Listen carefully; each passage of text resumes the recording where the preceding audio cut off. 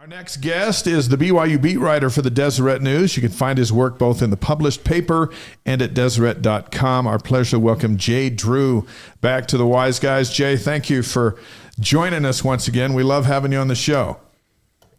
Thanks for having me. I love being on the show. And I see you've come from the WASP room once again. Yeah. Yes. Yeah, the wasps, bees, and plants. Yeah, it's awesome. Three favorite things. Hey, Jay, what impressed you the most from the West Virginia game? We'll get into some concerns, but what impressed you? I think the explosive plays. I think that was maybe the thing that was missing from this offense, the chunk plays. And as you guys mentioned, Parker Kingston had some, Chase Roberts had some. So I would say that. I mean, 351 passing yards is, if Bear can do that and BYU's offense can do that every game, they're going to be tough to beat. What, coming out of that game, what concerns you the most as they head into this game Saturday night at Arizona? Probably the lack of discipline, probably the offensive line, some penalties, just kind of the mental focus wasn't quite there. And I'm sure it'll pick up. It'll be better. It'll be more intense on the road. But I would just say that was the thing we hadn't seen pretty much all season that really reared its ugly head against West Virginia is the undue penalties. When you asked Kalani that today during his news conference, he was quick to agree with you that kind of had caught him by surprise. Maybe it was that they hadn't had a home game in 27 days and the crowd was into it, or they were big favorites against West Virginia. I don't know, but the gauntlet ahead should have their full attention, shouldn't it? Oh, for sure. I mean, this gauntlet ahead is crazy hard. I remember, I wasn't covering the team, but back there was when they started out with Florida State and some other ranked teams. I think maybe Notre Dame was in there. But this at least in the last 10, 20 years has been by far the hardest this stretch will be. And it's this Arizona team, preseason, nobody was expecting him to be good, but now they're looking really good. Are they the most surprising team, or so far in the Big 12, is there another team that surprised you the most? Yeah, I would have to say Arizona. I'd have to say Cincinnati's looking pretty good after beating Iowa State. But yeah, I would say between Arizona and Cincinnati are probably the two that I had ranked towards the bottom when I did my preseason rankings. And those two teams right now are looking two of the better teams in the league. How much has BYU surprised you from where you thought they would be with a true freshman quarterback? Yeah, I'm glad you added that true freshman. If you had said Jake Retzlaff was going to play, I would have probably had him 5-0 at this point, to be totally honest with you. But when the shocking news came down and all that, and we heard they were starting a freshman quarterback, I probably readjusted my expectations. I was thinking, 3-2, 4-1. So yeah, I'll have to say, based on that, they've been a big surprise, and Bear has been a tremendous surprise. He's just been far exceeded what any freshman should be expected to do. Mm-hmm. Deseret News sports writer Jay Drew's on the Wise Guys, presented by Brady Plus, Mountain America Credit Union, and by Eddie. So 5 games into the season, we mentioned, I don't know if you were on listening when we talked about this, that we're going to get your kind of grade reports, and we're going to go position by position, offense and defense. So let's start with the quarterbacks. You just were talking about Bear. You're going to give him a grade and talk about what you think about this quarterback situation for BYU 5 games in.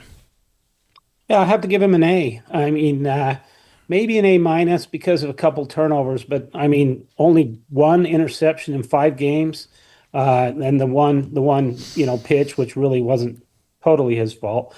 So I would have to say A for Bear and for the quarterback position. All right, let's move to the running backs. What grade do you give that group led by L.J. Martin? Yeah, I think you got to give it probably an A-. I think the injuries, Siona Moa, the injury, that it's already showing that it's going to be an issue. So I would say A-. LJ's been phenomenal, just what we thought he would be. The kid's vision just sets him apart, and he has that little burst. So he's been as good as advertised. So to get an A, they hopefully will get Sione back in a few weeks. They get him back. Do they have a chance to play into an A by the end of the season with Sione back? Yeah, for sure. I mean, knock on wood, they haven't had any fumbles. Their pass protection has been really good from what I've seen. Had the one fumble by Jovessa Demooney the other night after he caught a ball. So yeah, I certainly I think there's very little to complain about so far. Okay, let's move to the receiving. What about the receiving game? And we'll include the tight ends with that group. Yeah, I again, I'd have to say, an A, maybe A minus. There was a few issues with drops early in the season. I think Parker has redeemed himself from a couple. Chase Roberts dropped a 4th and 2 play against East Carolina, but so those are just little nitpicky things. But and of course they lost JoJo, and that can't be understated. He was supposed to have a breakout year, so for overcoming all that, I would probably say also A minus, A range. All right, let's move to the big boys up front. This offensive line lost a few guys from last year, and there were a lot of question marks, some newcomers coming in. What grade do you give the offensive line after a 5-0 start? Yeah, I'm going to be a little rougher on the offensive line. I'm going to go with a B. They've been good. They've got the running game going. They've relied on that running game the first couple of games while Bear kind of got his feet under him. So, but this last game they struggled a little bit against Colorado. They got off to a little bit of a slow start as well. So I'm going to go a B, a solid B on that. Beat writer for the Deseret News, Jay Drew on the Wise Guys, live on YouTube, Facebook, Twitch, and wiseguys.com tonight, revealing his BYU report card after 5 games. So Blaine, let's move to the other side of the ball. Let's start with the defensive line on the defensive side of the ball. Yeah, I think they've been good. Solid. I'm going to go a B as well.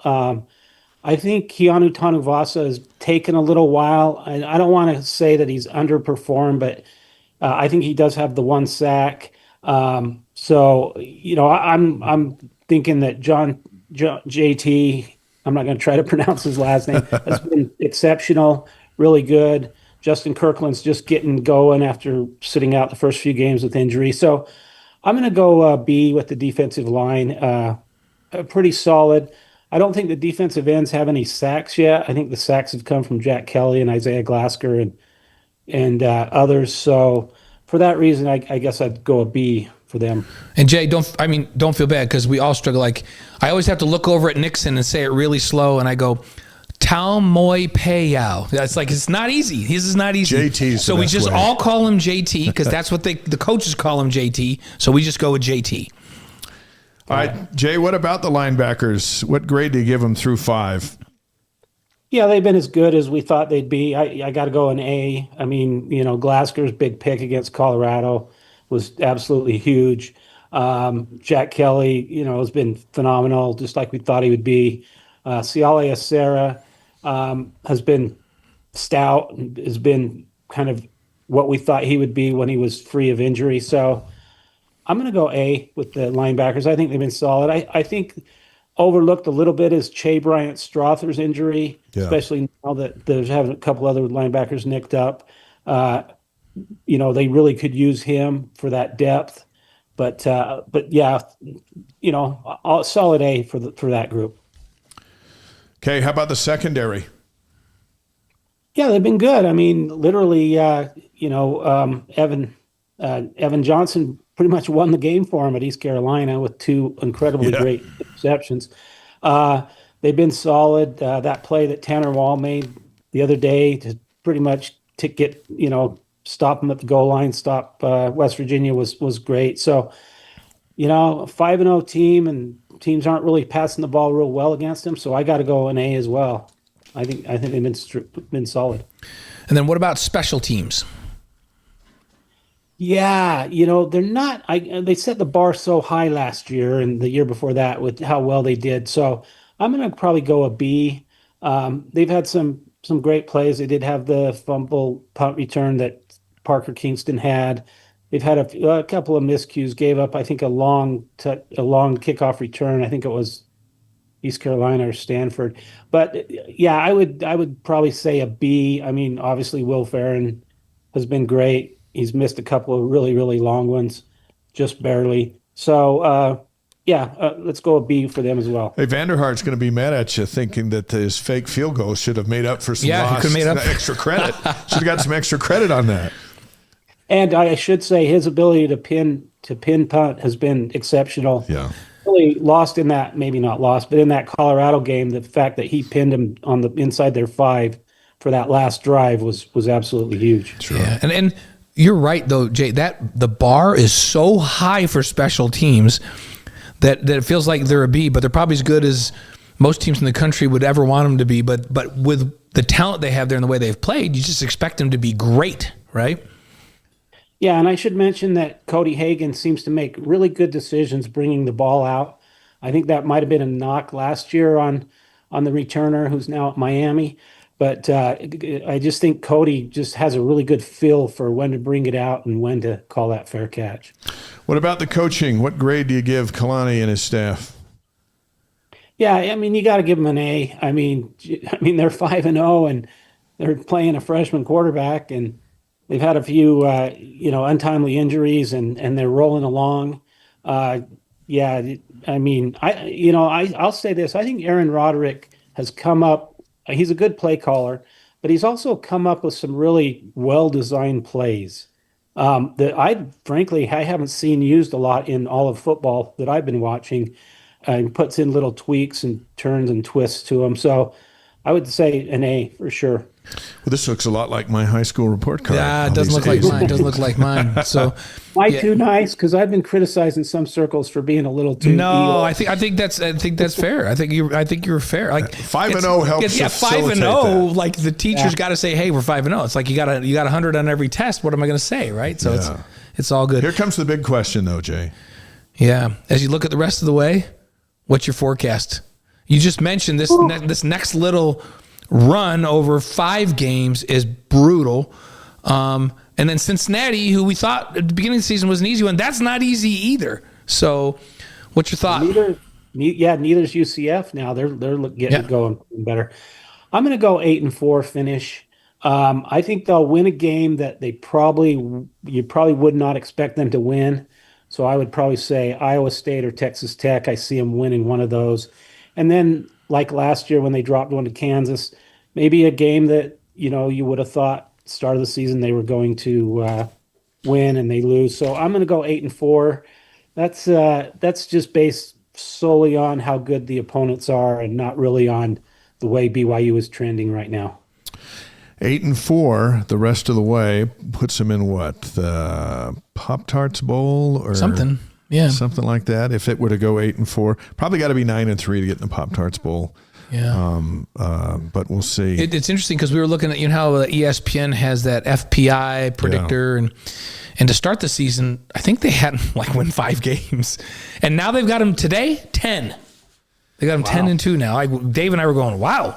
That's very bullish, and they have their whole data recipe that they put together. But hey, Jay, just think about it. Just a few years ago, the next 5 games would be Idaho State, UTEP, Texas State, Georgia Southern, exactly. Rick's College if they got football back, and they're amongst the big boys now. And now that ranked 18th, do you get the sense that the voters have gotten over the Jake Retzlaff disappearance, and that until proven otherwise, that they believe BYU's as good as they were last year?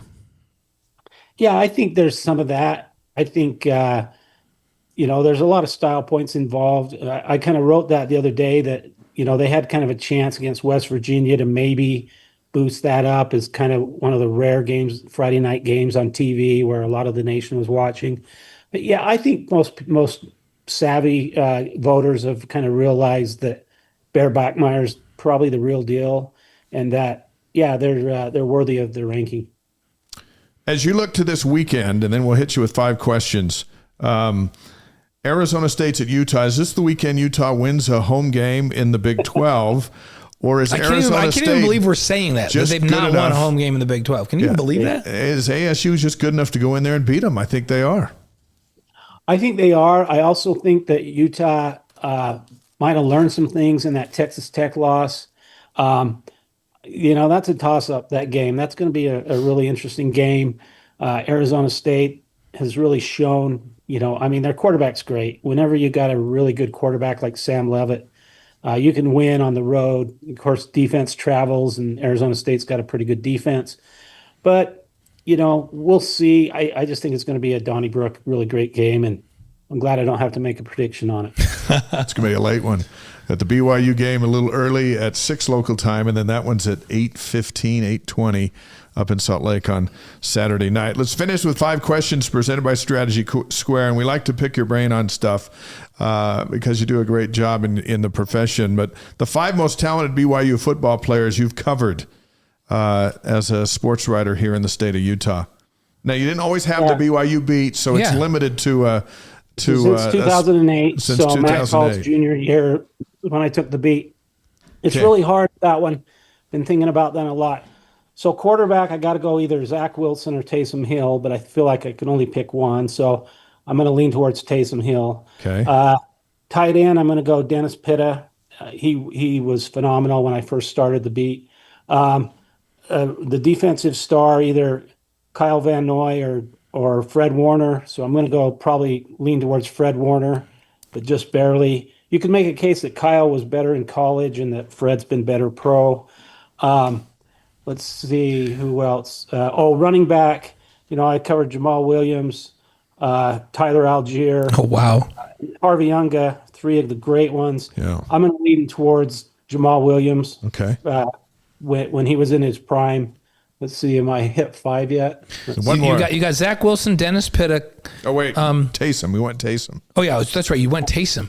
Taysom Hill. Yeah, Taysom's just a crazy football player. Williams, Taysom, Dennis, Fred, and Jamal. So you got 1 to go. Yeah. Boy, I want to leave one of my favorite guy. I love covering Max Hall just because he was a quote machine and he never knew what was going to come out of his mouth. So, I'm going to go with Max Hall. A lot of people forget he won more games than any BYU quarterback. He holds the record for quarterbacks. So I'm going to go with Max and go with 2 quarterbacks. That's nice. A great list. That is a good list. It's fun. People forget that team, you have Max Hall at quarterback, Dennis Pitta at tight end, Austin Collie at wide receiver, and Harvey Young at tailback. Yeah, it's pretty good. From a skill perspective, that may be as good a skill group as BYU's ever had at any time. And I didn't give you guys a wide receiver, so it would probably be between Austin Collie and Cody Hoffman. Yeah. Maybe. Yeah. I've covered. And Puka, although Puka wasn't as long as the others. That's another tough one. Wow. To pick as well. I would probably lean towards Puka just because what he's done in the pros is just unbelievable so far.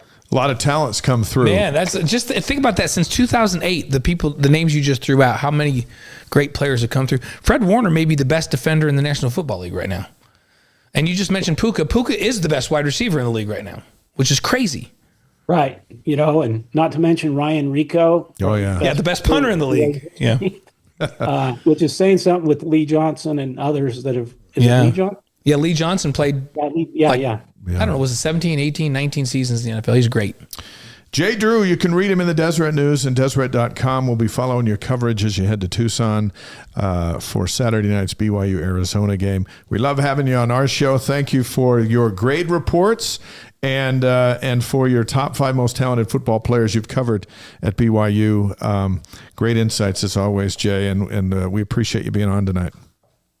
Thanks for having me on. All right, and we still love the bee, wasp, and plant room. If you weren't in that room, BYU. I would be disappointed. BYU, that's right. Thanks, Jay. Talk to you soon.